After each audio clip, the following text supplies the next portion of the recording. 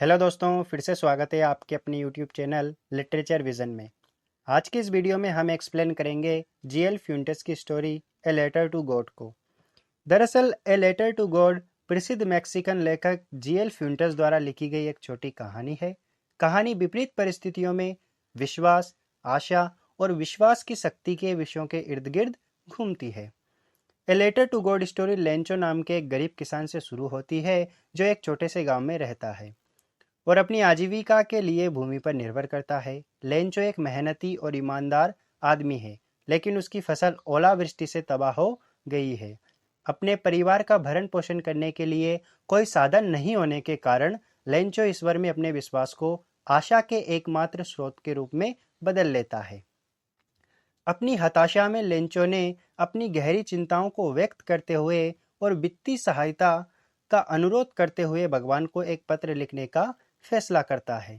वह अपनी फसलों के विनाश और अपने परिवार की विकट परिस्थितियों का वर्णन करते हुए अपना दिल बहलाता है।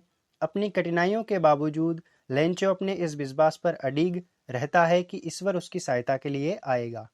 लेंचो स्वयं पत्र भेजने में असमर्थ है, इसलिए वह इसे गांव के पोस्ट मास्टर को सौंप देता है, जो किसान की आस्था पर संदेह करता है।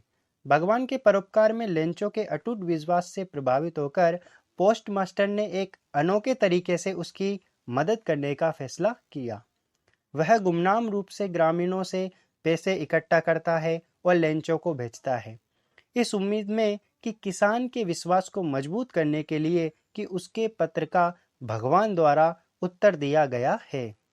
जब लेंचो को पैसे वाला लिफाफा मिलता है तो वह बहुत खुश होता है और आश्वस्त होता है कि यह भगवान की ओर से सीधी प्रतिक्रिया है।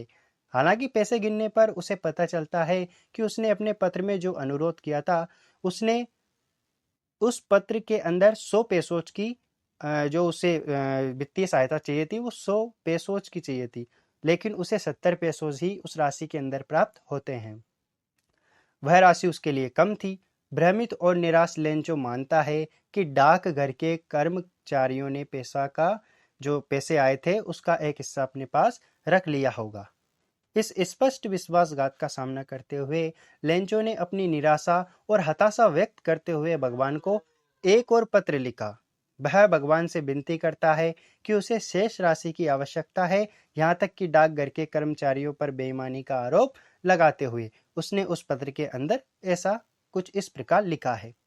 लेंचो के अटूट विश्वास से प्रभावित होकर पोस्ट मास्टर ने किसान के पत्र का व्यक्तिगत रूप से जवाब देने का फैसला किया। वह भगवान की आवाज में एक पत्र लिखता है, लेंचो को दिलासा देता है और उसे आश्वासन देता है कि उसकी प्रार्थना ईश्वर द्वारा सुन ली गई है। पोस्ट मास्टर बताते हैं कि लापता राशि को परिवहन और प्रशासनिक लागतों के लिए काट लिया गया होगा। लेंचो को आश्वासन दिया कि वह जल्द ही शेष धनराशि प्राप्त कर लेगा। जब लेंचो को दूसरा पत्र मिलता है तो वह कृतज्ञता और नए सिरे से विश्वास से भर जाता है। वह आश्वस्त है कि भगवान ने वास्तव में उसकी याचिका का जवाब दिया है। वह भगवान का धन्यवाद करता है और उसके सामने प्रकट हुए चमत्कार पर अपना विस्मय व्यक्त करता है। कहानी का अंत एक मार्मिक मोड़ के साथ होता है। पोस्टमास्टर विश्वास की शक्ति और किसी व्यक्ति की वास्तविकता की धारणा पर पड़ने वाले प्रभाव को दर्शाता है। वह इस बात पर विश्वास करता है कि कैसे लेंचो का भगवान के हस्तक्षेप में एक सरल कार्य को एक गहन और सार्थक अनुभव में बदल दिया है। ए लेटर टू गॉड एक ऐसी कहानी है जो विपत्ति के समय में मानवीय भावना के लचीलेपन और विश्वास के महत्व की पड़ताल करती है। यह निराशा या मोहभंग का सामना करने पर भी चुनौतियों पर काबू पाने में आशा और विश्वास की शक्ति को उजागर करता है। कहानी विश्वास की प्रकृति और मानव जीवन में देवीय हस्तक्षेप की भूमिका के बारे में सवाल उठाती है। हालांकि लेंचो के चरित्र के माध्यम से कहानी असफलताओं और कठिनाइयों का सामना करते हुए विश्वास बनाए रखने के महत्व पर जोर देती है। यह लेंचो को आम आदमी के प्रतीक के रूप में चित्रित करता है, जिसका भगवान के अटूट विश्वास कठिन समय में उसका समर्थन करता है। और इस प्रकार यहाँ पर यह स्टोरी समाप्त होती है। आई होप यह स्टोरी आपको अच्छे से समझ आई होगी। इस कहानी से संबंधित नोट्स पाने के लिए आप हमें इंस्टाग्राम पर भी फॉलो कर सकते हैं, जिसका लिंक मैंने डिस्क्रिप्शन में दिया हुआ है। वीडियो को लाइक और चैनल को सब्सक्राइब करें। मिलते हैं किसी दूसरे टॉपिक के साथ, तब तक के लिए जय हिंद, जय भारत।